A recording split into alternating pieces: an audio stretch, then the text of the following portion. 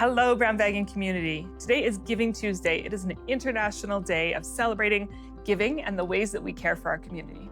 You're part of this community, and so we know that you're already caring for kids. We've also got a short story to share with you about how this community is caring for kids. So I've been with brown bagging for a long time, about 10 and a half years. And in that time, there's been thousands of stories and opportunities and moments that have made it clear to me why this work and the work that this community does is so important. Was a teenager who I met a number of years ago at this point. I'm sure she's well into her 20s. She went to a high school and we had a lunch program there. And in that particular program in that school, what worked best for those students was we had a handful of little fridges in different classrooms throughout the school, stocked with things like hard-boiled eggs and pepperoni sticks and apples.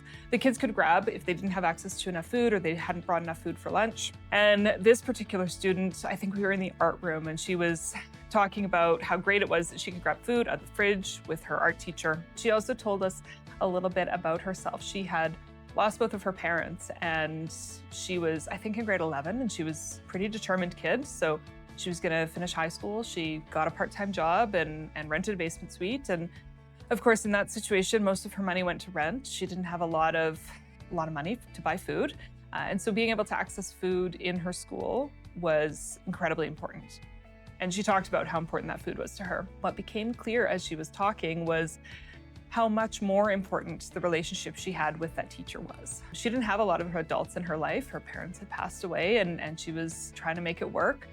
But that meant she didn't have a lot of people in her life who saw her and who just cared about her specifically. A parent who asked how she slept or how her math test went or how things were going at work. And this teacher had become a really important point of connection for her. She was way too cool to ask for help, of course, but being able to get the food she needed gave that teacher an excuse and an opportunity to check in with her and to have that relationship and be that connection in her life. So often, what we're doing in our school lunch program is giving caring teachers and school staff a tool to be able to use to connect with students in their class and in their school. If you are a kid who doesn't have access to enough food for whatever reason, the teacher, the adult who gives you food for free as often as you need it, without making a big fuss, without making it awkward, that person quickly becomes someone who's very important in your life, someone you can trust, someone you can turn to and rely on. Very often, we're providing food. The food is important for sure.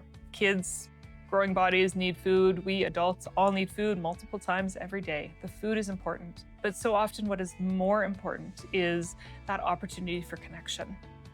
The opportunity for kids to connect with adults in their life, the opportunity for kids to be part of their school communities by sharing food together. Community is so important and so central to our experience of food, and we see them really tied together in our school lunch program.